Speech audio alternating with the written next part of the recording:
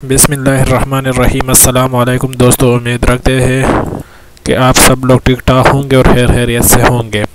दोस्तों, आज की इस वीडियो में हम बात करते रहेंगे कि पब्लिक सेक्टर जो कि medical and inter college BBS BDS admission 2018 का बस मेरा टेस्ट लग चुका है, लेकिन प्राइवेट सेक्टर के जो मेडिकल कॉलेज है PMDC और NUMS के अंडर जो के है उसमें कितने कैंडिडेट्स ने अप्लाई किया है। तो दोस्तों, टोटल 8,250 कैंडिडेट ने अप्लाई किया है और तकरीबन 2500 कैंडिडेट को सेलेक्ट किया जाएगा।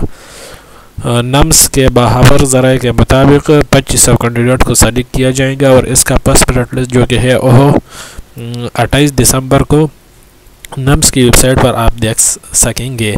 तो दोस्तों, एक छोटी सी गुजारिश है, अगर अभी तक आपने हमारे चैनल को सब्सक्राइब नहीं किया है तो इसको सब्सक्राइब करें, क्योंकि मेडिकल के जितने भी वीडियो आते हैं हम आपको बाखबर रखेंगे।